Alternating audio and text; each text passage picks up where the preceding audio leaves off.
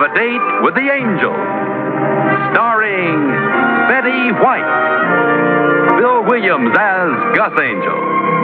Presented by the Plymouth Dealers of America, who proudly sell and service the beautiful new Plymouth for 1957. The time, about 4 months after Vicky and Gus Angel were married. The plot, there's no business like monkey business.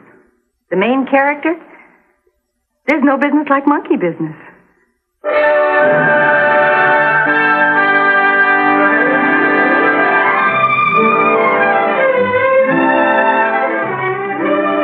Come on, darling, we better get going if we're going to see the falls.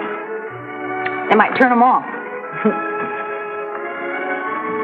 To the gang at Henshaw, Taylor, Malcolm, and Chase, care of George Why care of George? Read it and see.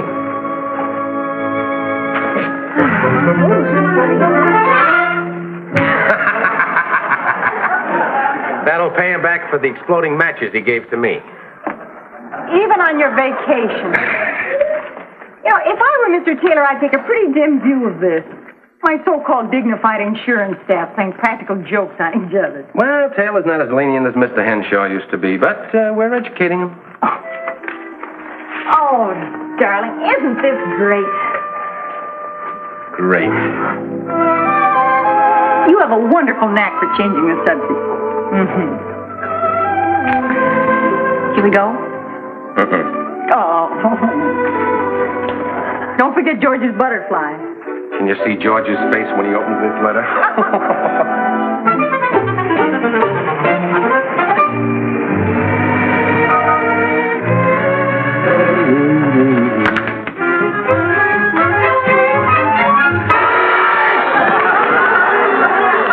You yell? Yeah. How do you like that Gus Angel pulling a cheap trick like that on me? Well, George, you should have checked the envelope first. You know, you can feel those things through the paper. Yeah? Here, let me read that note. Dear gang, there's every animal in the world up here in Yellowstone, so we thought we'd send you one, Gus and Vicky. Hey, is Vicky in this too? Well, that's what it says. Oh.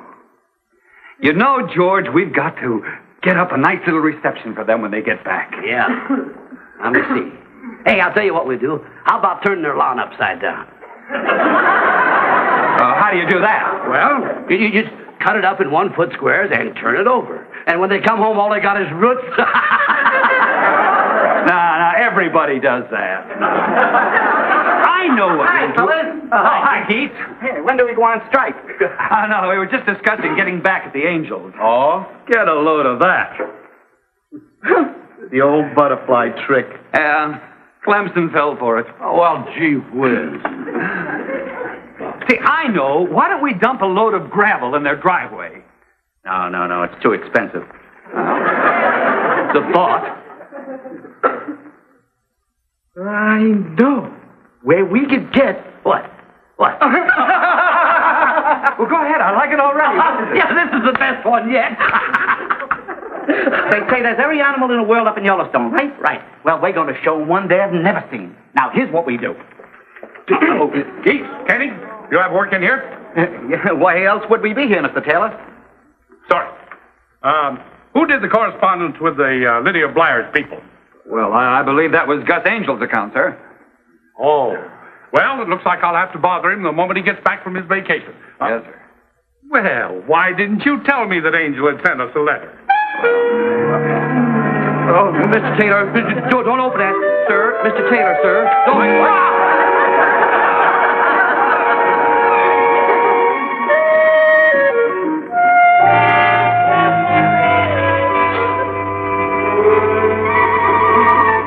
Mrs. Drake, tell Keats and Kenny to return to Clemson's office immediately. Mr. Taylor, shut up, Clemson.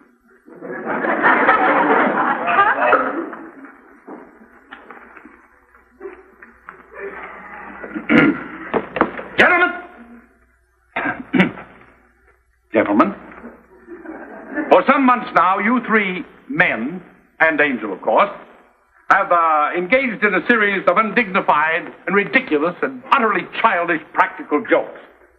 Come back here. Sir, I merely happen to be passing Clemson's office. Yeah, me too, sir. George, this is your office. Shut up, Benson! I am telling you, here and now, there will be no more practical jokes in this office. Do I make myself clear? Yes, sir. Yes, Yes, sir. sir. Yes, sir. Yes, sir. Yes, sir. That will do! Now, you all know how I dislike threats, but this is a business office, and by thunder, it's going to be operated like a business office. Yes, sir. That is all. Fellas, I don't know about you, but he made me feel absolutely juvenile. Yeah. And you gotta admit, he's been a pretty good sport. Now, what do you got in mind? Now, here's what we do.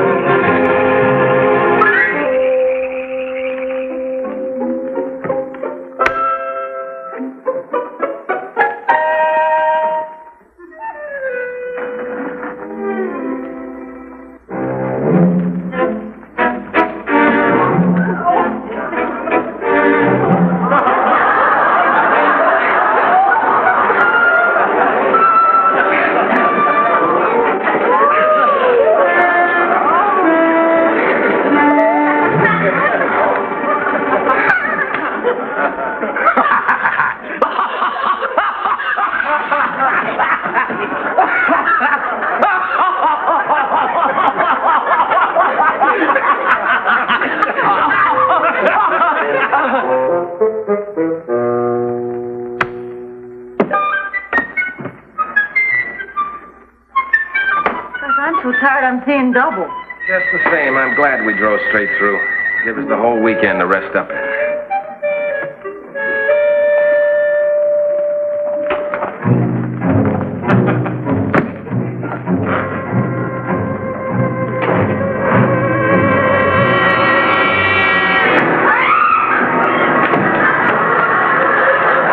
What happened?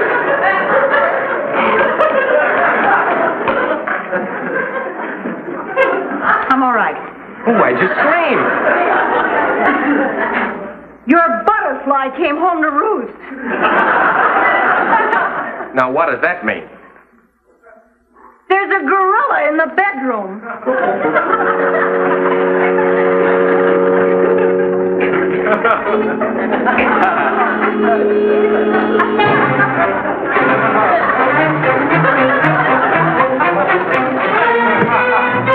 Honey, tired is tired, but the gorilla's in the bedroom, fool.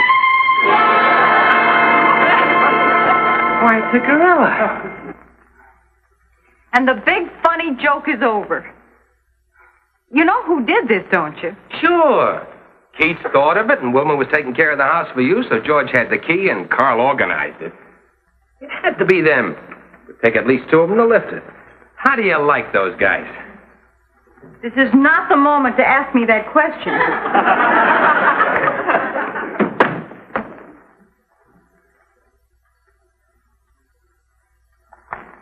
But you're not going to go to bed without getting rid of him, are you? Well, sure. What harm can he do? He's stuffed. I'm too tired to be reasonable. Get him out of here. Honey, he's too heavy. Tomorrow I'll call Murph, and he'll help me get rid of him.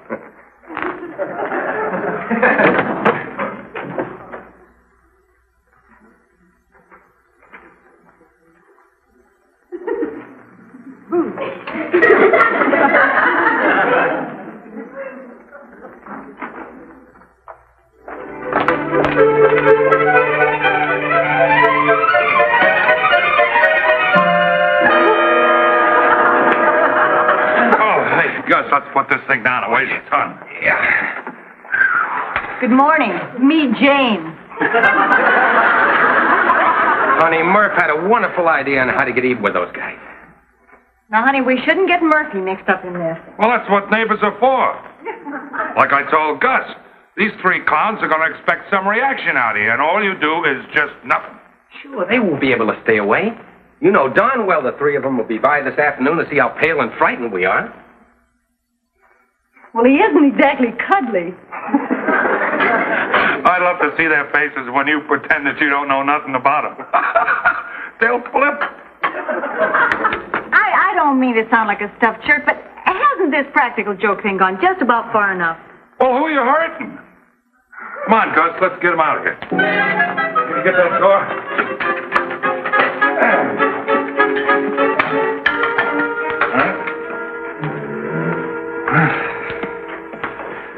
got a friend does this for a living. Carries gorillas out of bedrooms? No, he's a live gorilla. Well, I mean, he isn't alive. Well, he is alive. But you see, he's got this gorilla suit, and when he gets in it, he looks alive. See, he works in pictures and stuff like that.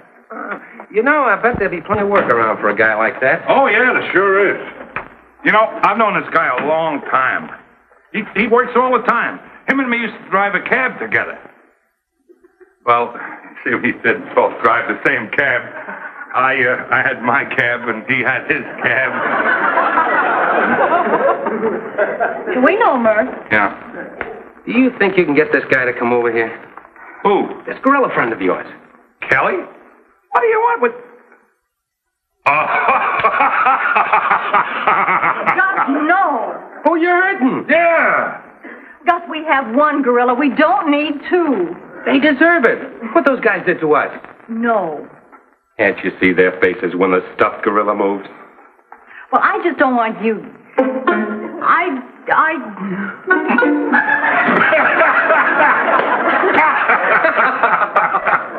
Murph, do you think you can get this fella? I'll call him right away.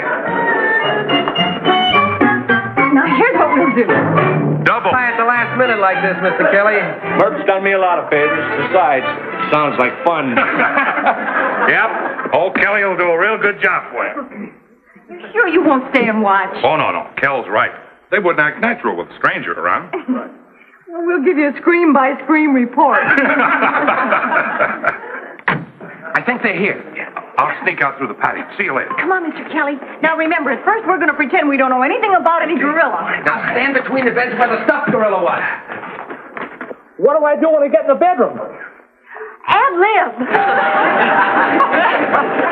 Good to see you, boy. Well, Vicky, welcome home. How was Yellowstone? Hi, Vicky, honey. How are you? What a surprise. Glad to see you. Well, I just stopped by to return your key, and look who I run into on the front porch. Well, I happened to be in the area, and suddenly I remembered you were about due home. Just get in today, kid? Last night. Late. Oh.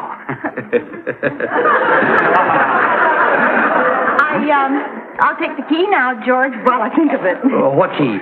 Oh, key. Yeah, key. Sure. Mm-hmm. Drove right through, huh? Straight through. Never mind, George. I can get the key from Wilma. That's a funny thing. You know, I made a special trip here, too. Gee. Well, you're here now. That's the main thing. Yeah, well. Yeah. Well. Everything all right when you got home? Sure, why shouldn't it be? No reason. I just thought there was Wilma looking after everything and all that. No reason. I must call Wilma and thank her. The place looked perfect when we came in last night. Oh, Gus, I just happened to think. I wonder if you have a black tie. Dolly and I are going to a formal dance at the country club next week. And, well, I must have mislaid mine, so I'll just go in the bedroom and borrow yours. I don't have one. You don't have one. Oh, say, Vicky, that reminds me. Wilma seems to think she left a sweater around here somewhere. She did. I found it this morning. Good, I'll get it. Here it is. What? Yeah. That's it. Oh, Gus, if the fellas will excuse you, can I see you outside just a minute? Honey, we can't be rude. Oh, no, please. Go ahead. all right? We're like one of the family. Go ahead. Just a Make yourselves at home. Sure, thank you. Do you think we put that girl in the wrong house? What's the matter with you? Can't you see what they're doing? They're just toying with us. They are? Well, they've got that gorilla stashed somewhere, and they're just trying to make us sweat. Sure. Look, you look in the bedroom, and I'll go in there.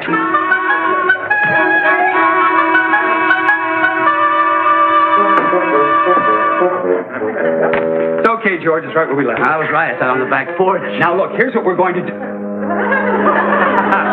You're talking about the gorilla. He's in the bedroom.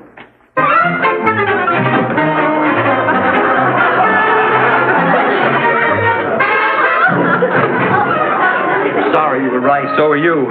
There has to be some... Look, even I know we can't both be right. Come on.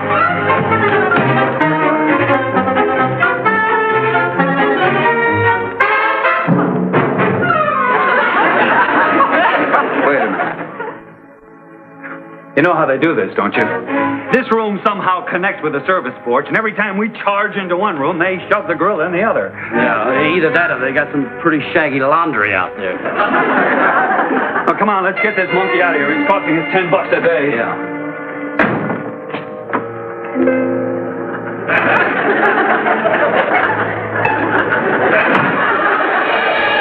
Carl? Yeah? You remember him having loose eyeballs? Loose eyeballs? Well, either they're loose or he's watching us. Oh, come on. Carl. Yeah. Does he feel kind of mushy to you? Oh, it's just that the room is warm and he's softening up a bit. You know, you're right, though. There's something different. They've done something to him. Well, come on, let's get him out. No, wait a minute, George. Let's sit down and attack this thing intelligently. Intelligently? Yeah.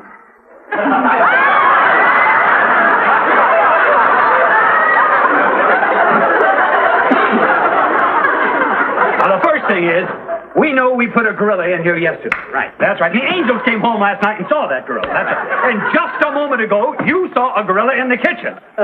Laundry room. That's right, in the laundry.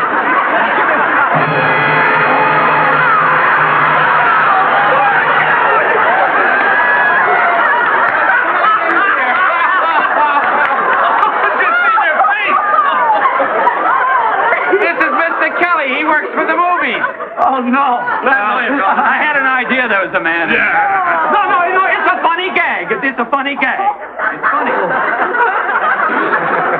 When we came home last night and saw your gorilla, well, we had to do something. She slept in the other room. Who didn't? Hey, Gus, I enjoyed your butterfly. Uh-oh, wait a minute, kids. So did Mr. Taylor. We've had it. Oh, yeah. Yeah. Mr. Taylor blew his stack when he opened that envelope of yours with a butterfly in it. Oh, no. Yep, I'm afraid we're going to have to find some other little game to play at the office. He told me to warn you, Gus. I'm warned. You know, it's a shame Keats couldn't have been here to see all. The whole thing was his idea. Nah, he'll be around. It is a shame. He will? Oh, sure. Well, he's got... Yes! Yes, Vicky! Yeah. Now, here's what we'll do. We'll get Mr... Can you stay just a little while longer, Mr. Oh, Kelly? I'd love it. All right. We'll pull the same gag we did on you, except we'll do it in the living room. And when Jim Keats sees us and he's not... There he is. Now, you come in a little while and don't let him see you move. Have fun.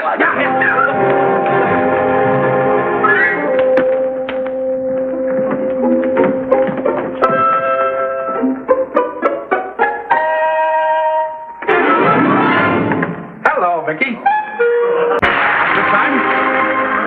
I'll call Gus. Oh, no. I realize this is a very poor time to call, but you see, my vacation is starting Monday, and, well, I wanted to brief Gus on one of our clients. Lila and I go to Europe, leaving Monday. You can't leave soon enough. Yeah. Don't you find? Yes, you're quite right. I just hope you have as good a time as we did. Right. Thank you for the candy. That was so sweet of you. Oh, not at all. Angel. Mr. Taylor, I didn't know you were here, sir. Yes, I just wanted to tell you a little something here, and then I'll be on my way. Oh, don't go, Vicky. This will only take a second. This is the Blyers account. These papers, Gus, were at my home, and I wanted you to have them before I left. Send everything to her home and nothing to the plant. And, everything in trust. Well, I guess that's it. Well, I'm awfully glad you're home, and you can know how glad I am that I'm going. Oh, yes, we can. Oh, well, goodbye. Goodbye, sir. Oh, Gus, there is just one thing more.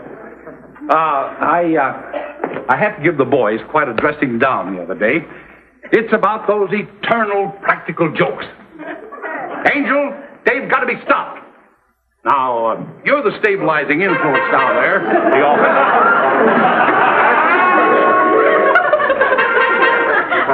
And I'd kind of like to have you take charge while I'm away. You know, it's absolutely ridiculous. Men, grown men, acting like children. Why, even Keats is guilty. Wrong one. No, I thought he was the wrong one, too. But he was guilty. Yes, he was the one who, he punched those little holes in the paper drinking cups, you know. Oh, what a ridiculous. A dignified man like Keats, thinking that it's funny to see water dribbling down somebody's shirt front. No. You know, we have a business firm, and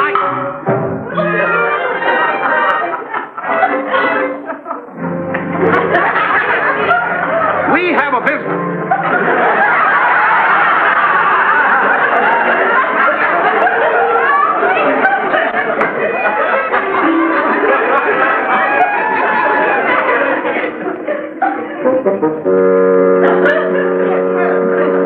We got it in Yellowstone.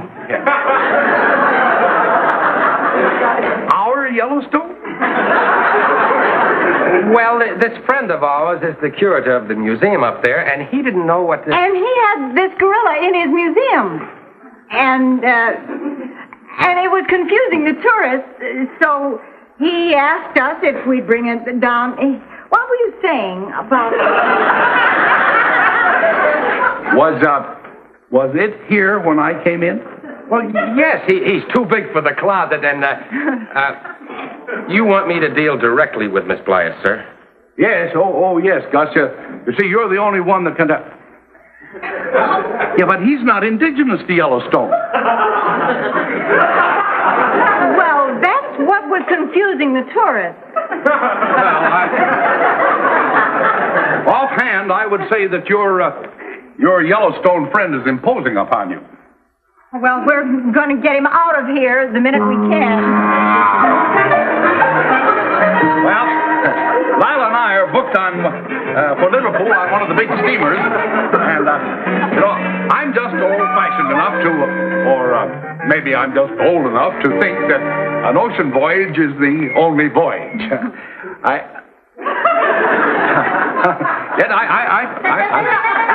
I may be old-fashioned, but I always say that an ocean voyage is the only voyage.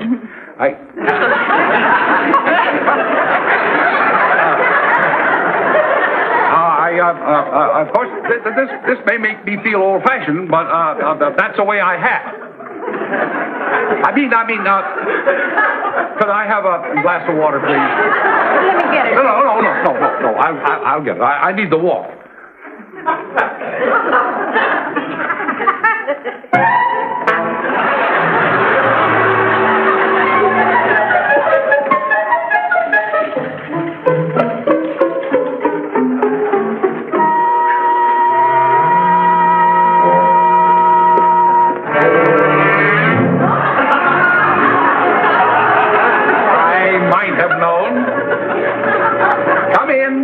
Come in. Well, how appropriate. Now we have a two-headed friend. Gentlemen? Mr. Taylor. Shut up, then. Now, which one of you would like to explain this childish nightmare?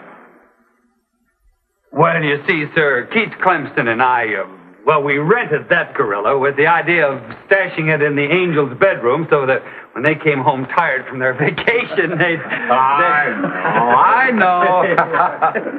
That's the funniest thing I ever heard of. Well, we kind of thought it was okay. Isn't it? Yeah. And when we found the gorilla, I thought of Mr. Kelly here, and he was kind enough to come over and scare them.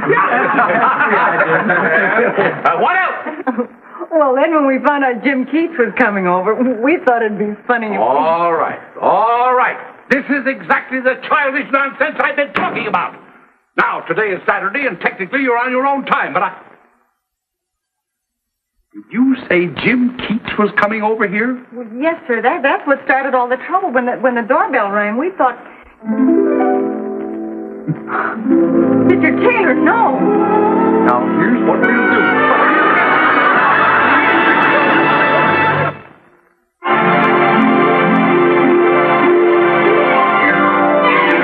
Got a date with an angel, gonna meet her at 7. Got a date with an angel, and I'm on my way to heaven.